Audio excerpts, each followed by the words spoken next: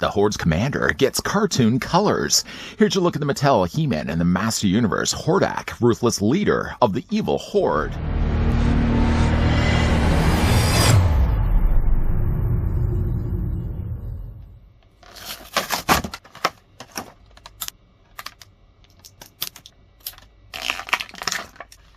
This Master Universe Origins Hordak figure from the cartoon collection is inspired by the original She-Ra Princess of Power TV series from the 80s and celebrates the 40th anniversary of the show.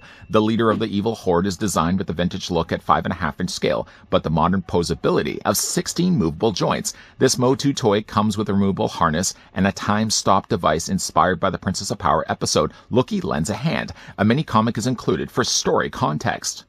Looky what I finally found, but I didn't find him locally. In fact, I actually had to order this one on Entertainment Earth because the chances of finding anything Cartoon Collection or Master Universe otherwise in Canadian stores, forget about it.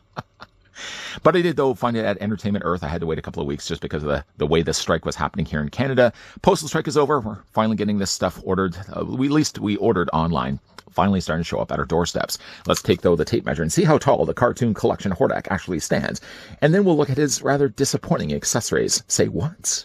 We'll talk about that more in a moment. Hordak, though, is going to stand at 6 inches in height, or the Filmation release of Hordak's leader is going to be about 15 centimeters tall. As for the other offerings of Hordak, we did get ourselves 2 releases from the Origins, a regular released Hordak and then the deluxe Buzzsaw, which I've actually pillaged the Buzzsaw's smiling face because I think it works a little bit better on the regular release. We did also graced one in the Turtles of Grayskull, and while unfortunately I think the one thing it's lacking on the figure's face is some added panel lining of black. Other than that, though, the added wings on the back of his body made this Hordak one that you don't want to miss out on picking up. For the Cartoon Collection figures, we did also get ourselves a Mantenna. He really is the only other character that we've gotten from the Horde. Of course, we did also get ourselves a She-Ra. And here's also what the figure looks like with Skeletor. Do you prefer paper or plastic? Well, looking at least the paper offerings that come included with Hordak, first of all, you get yourself a paper pamphlet. What's on the paper pamphlet, you may ask? Just the swappable parts illuminated here. I don't want to say illuminated, shadowed here in gray. You can pop up the side of the arms. You can also remove his face. You can detach his lower half from his body from the top half of his body. And you can remove his Hordak booties. This will be discarded quickly. Into the recycling.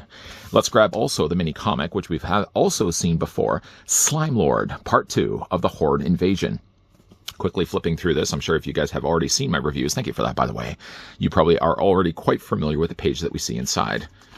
I do think that the illustrations in some of the places look better than others, and some of the areas, like this version of Triclops, even though we are getting Triclops, we will be looking at him in an upcoming review. And I have to say, like, He-Man and Teela are a little questionable, but some of the other animations here, like Hordak looks really good here on the back. Modulok, there's Leech, there's also Mosquitor. Looking forward, though, to a cartoon release of Mosquitor. And that's a really nice image there of Hordak. I'm going to spend the time to go through and read the story to you. But I will say, though, on the back of this, Many Faces was the only cartoon collection that we've looked at thus far, of this wave. Hordak we're currently covering off right now. Triclops will be coming in a moment's notice. Oh, you have to wait a little bit more than a moment. Let's move that off, though, to the side.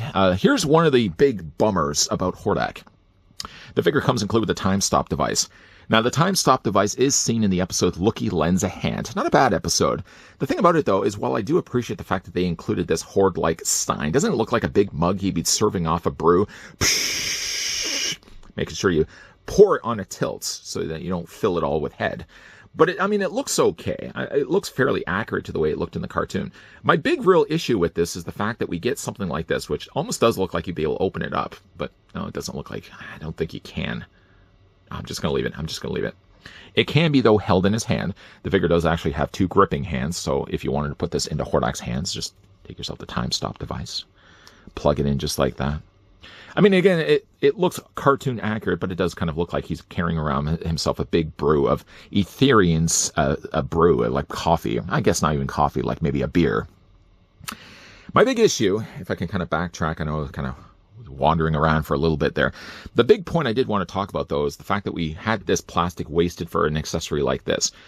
Mantenna didn't come included with any accessories at all, so I feel like, if anything, they could have included the time-stop device with him. And Hordak, what I would have done instead, is giving him an alternate cannon arm.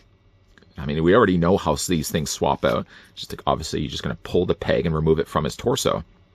So we've already done this. We've already established the fact you can't swap the parts around. Why in their infinite wisdom did Mattel choose not to include a cannon arm when Hordak's seen frequently doing it in the episodes?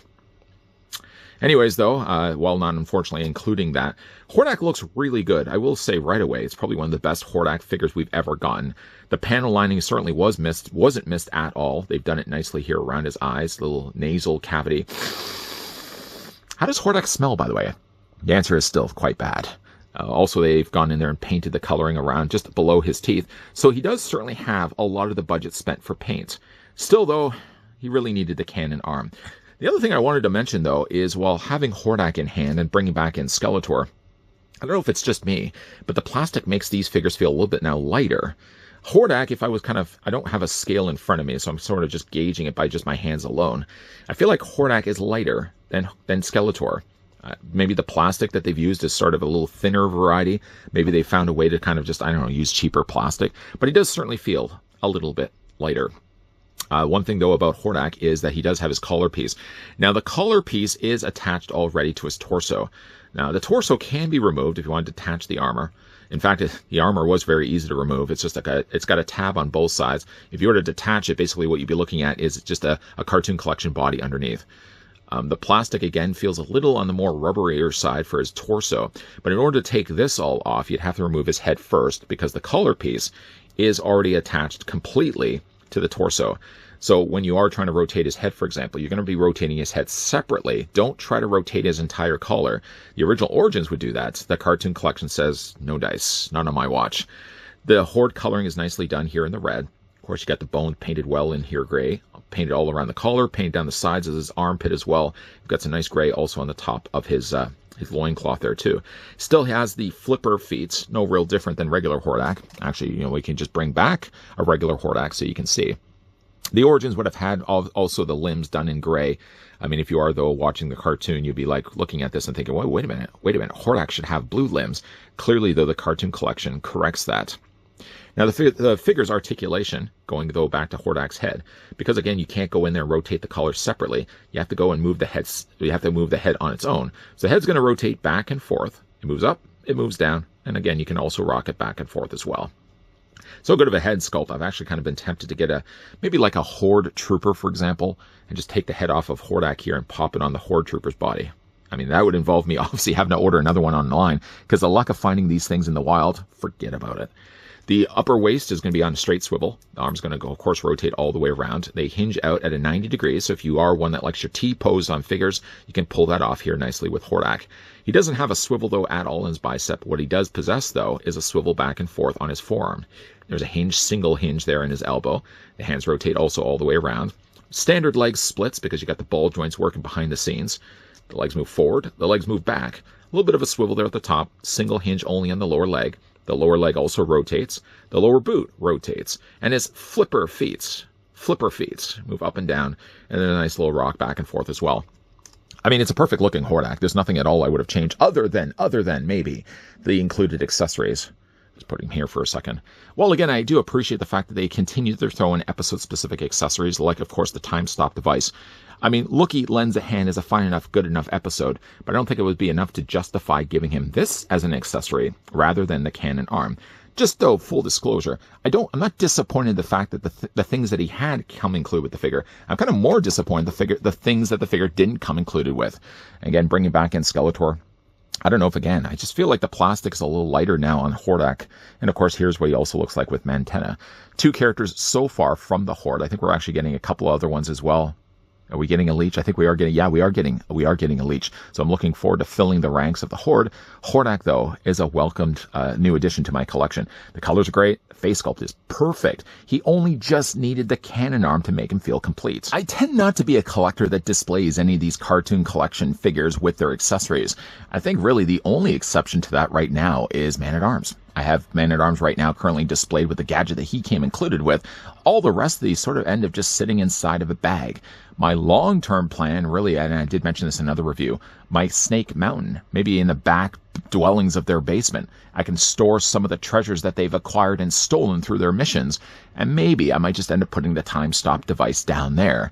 Hordak, though, if you're going to spend any dedicated plastic budget into producing this figure, I think a cannon arm would have made a lot more sense, if you ask me at least, rather than giving him something that only appears in one episode. Look, he lends a hand is fine and good, but I don't think it's as good of an accessory had they included the cannon arm instead. If not for that, Hordak is a perfect rendition of the character. From head to toe, a perfect looking head all the way down to his flipper feet. Again, I did order this one from Entertainment Earth, had no luck, and continue to have no luck finding these in the wild. But Entertainment Earth was the place that I ended up picking up. I think right now they're actually gone back to pre-ordering these, so if you guys are interested and haven't had any luck, even though the listing right now is pre-order set, you can at least click the link. And also as well, that affiliate link will save you 10% on anything that's currently in stock. If you are interested to getting Master Universe, and at least they are in stock, you can save 10% right off the bat. What do you guys think of Hordak? Let me know down below in the comment section. And as well, let me just throw this as a posed debate. Would you have preferred the figure come included with a cannon arm, or do you like that he has the time stop device instead? Weigh in what you guys think down below. If in the meantime you guys did enjoy this video, you can do it a solid and throw it a like. You guys want to stick around for more so? I certainly hope so. You can hit the subscribe, you can turn on the bell, but you can also come back to this channel because we're not wrapping up Mo2 at all for the rest of this week. In fact, there's actually going to be a couple more videos coming your way. As always, thanks for watching. See you guys next time.